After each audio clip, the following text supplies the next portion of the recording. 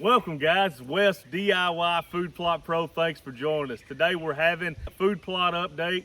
We were in a severe drought. I've been on vacation the last week down in South Carolina. I just got back and I wanted to come out here to these plots, see what they look like, see how they're holding up. We did get some rain while I was gone. You can see we've got a beautiful field of corn here, dark green, really getting a hold of that nitrogen and exploding. I'm gonna take you around the farms. I'm gonna show you some of them, the good, bad, the ugly. So you can see as we're walking through here, we're nearly at canopy. We're clean. You see the chemical program that I recommended to you guys, this is what you're gonna get.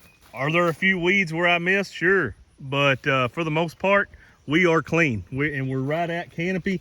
See a spot where I missed here with the planter. It was really difficult planting into this buck forage oats. It was really difficult to see where you'd planted and where you didn't, and I obviously left a spot off right there. This corn is about belly button high, and it is really doing good. This is soon going to lap the middles, probably within the next 4 or 5 days. And this is all about getting rain, guys. I mean, this is not anything that I did spectacular. I showed you everything that I did on this plot and trying to help you achieve better food plots for your whitetails. This was really struggling 10 days ago when I left, and we just got a rain, and this is all you need. I know it's really been dry. It's really been frustrating for a lot of us food plotters. Don't give up yet. Don't give up until you see that tassel come out. That's at that point. You can pretty much concede at that point. If you still haven't got any rain, you're not going to have much corn.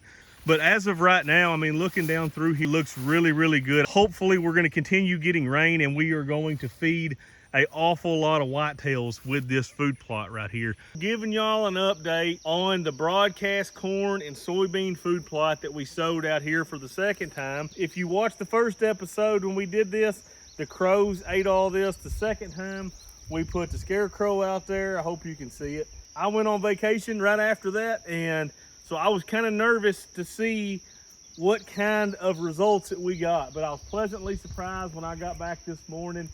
I'm sure they've ate some, but we've got a good stand of corn here, a good stand of soybeans here, really getting with it and growing fast, and the scarecrow is offering a lot of protection. So let's go take a walk across this field and I'll show you what we got. Okay, just at first glance, there is a lot of beans out here. There's a lot of corn out here. They're growing together. The soybeans are giving the corn the nitrogen. I put nitrogen on 130 to 150 pounds of nitrogen out here.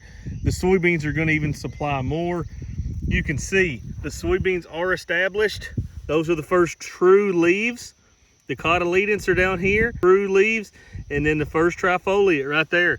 So they cannot eat that down at this point, and there's several of them growing right through there. I'm going to come in here. These are both Roundup ready. The corn and the soybean are Roundup resistant. So I'm going to come in here and I'm going to go ahead and I'm going to put my corn down, and I'm going to put some residual down to keep this field clean. It's looking great out here. I don't think it's too thick. I think it's pretty good shape. There's a few spots where I see it's a little thin. This is unbelievable because fresh soybeans are as big of a tractant as it gets in Western Kentucky. I mean, you just can't find something that's going to give you any more pull this time of the year than soybeans or alfalfa. And to have a small plot like this, that seriously, guys, I mean, this is 3/4 of an acre at very best. And these soybeans have not been touched. That scarecrow has kept the deer, the crows. I don't even see any squirrel damage, any raccoons. That has done an unbelievable job. That right there is an old piece of technology that they used to use many moons ago. And I am 1000% convinced that that is a piece of technology that we need to be bringing back in to our food plots to guard these smaller fields. I am tickled to absolute death with this plot right here. I hope that's showing up. This is a full broadcast plot, meaning I came in, I sprayed it with burn down, I fertilized it, I came in and I tilled it up with my tiller, I sowed it, and then I tilled it back under. Look what I just found. 'Tis the season right here, baby. My second favorite time of the year right after deer season. That is some black berries. Oh man, that's some good ones. That's a good one right there. They ain't very big this year, but boy, they are freaking good. I have to remember this here in about 4 or 5 more days. A lot of them just ain't quite ripe yet. They getting close though. You know that you've got a non-skittish deer herd when you pull up into a 3/4 acres corn food plot and the freaking deer don't even run off. They're still standing there. I'm sure y'all can't see them.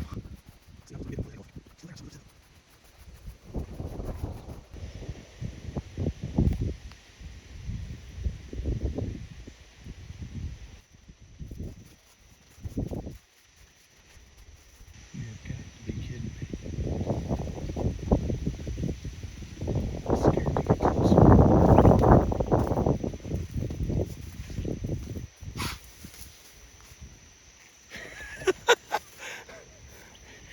I'm 7 rows of corn away from this deer. I'm 7 rows of corn away from this deer. He had no idea that I was here. How nuts is that? All right, guys, we're out in another one of our no-till corn plots. This one got, the scarecrow fell over early on, so there's a little bit of corn that's missing. You can see some of these spots where it's missing a little bit. Overall, very happy with this corn plot. Looks really, really good. This one's not quite as big as the first one we went to. This one's about waist high is what this is, but look at that dark green color. No weeds, no grass is growing. Really healthy, dark green, beautiful, disease-free corn. There's a spot over here that never germed up, so dry. You can see 3 to 5 gigantic red and white oaks right on the edge. Look right here, nothing. This is not a big deal, okay? Why is this not a big deal? I've got corn here, and on the other side of that fence, I've got 3.5 acres of corn. This is a perfect spot for me to come in late August, early September, and plant my brassicas in this spot. It's not a very big spot. Does it need to be for brassicas? Likely, I'm gonna go ahead and take another 12 rows, probably till about right there to where the corn really starts getting looking good. And I'll work all this up, and I'm gonna either plant brassicas or I'll leave this. If we continue not to get a lot of rain, I'll leave this as is, and then I'll come in here in late October and I'll plant buck forage oats or cereal rye in here, and I'm gonna have 2 different food sources on the same field. Okay, guys, we are out in another no-till cornfield. We are looking solid out here. Scarecrow's still out here protecting, even though this corn is way past the point of any crows messing with it. This corn here is about belly button high. See the dark green look of it? This is all for whitetails, guys. This is all gonna be left. None of this will be harvested. None of this will be touched with a combine. This is all left for my whitetails to eat. And it is looking really, really good down here, guys. That little bit of rain we got, whew, you would not believe how much that helped it. It's right at canopy. Even in the bare spots, we are clean. We have no weeds to speak of, except for places where I missed. But for the most part, we are in really good shape. This corn is getting it right now. It's gonna be at Tosslin before you know it. If you are new to my channel, this is the first video you've seen. This is what I'm all about. I'm all about giving folks the details that they need to be able to produce food plots like this for your whitetails. I have broke down the entire process out here for all of my viewers and tried to show you exactly how I do this and how we do this successfully most years, and some years unsuccessfully when the weather doesn't cooperate with us. And I know this has really been a tough year for the weather, and we've got a lot of folks that are still bad dry. It sucks. It's just part of it, but with something that we deal with every single year. This corn right here is what you can have on your farm watching DIY Food Plot Pro. I show you how to do this and for your plots to look just like this. If you have not already subscribed, hit that subscribe button, hit that like button, comment. I try to respond to every single person that sends me a comment on my post. I really appreciate you guys, and I hope DIY Food Plot Pro is becoming your food plot channel on YouTube. All right, guys, we are out here in the last no-till corn food plot. Looks really good. clean. Had a lot of cockaburras here when I was spraying. Got them cleaned back up. See, there's still a lot of dead organic matter. There's kind of a pan of what the cornfield looks like. A little bit of deer damage. They've ate that whirl down. That's pretty common. They like it at this stage right here.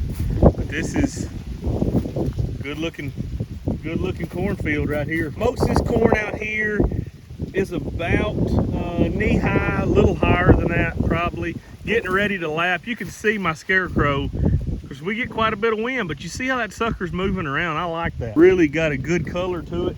It's growing good. This is going to be a lot of high quality food for the whitetails when they are needing it. Yes, this was a pain in the butt to plant down here. This is far away from my place, but this right here makes it all worth it, in my opinion.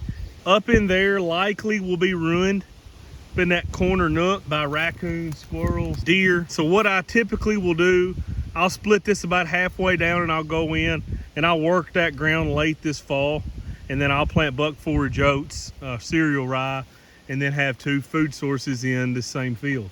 So, but anyway, I just wanted to stop and show you guys this field. Really happy with it. And I hope y'all's food plots have turned out well. If you haven't got rain, I hope it's on the way and you're gonna get some real soon. Thank you for watching.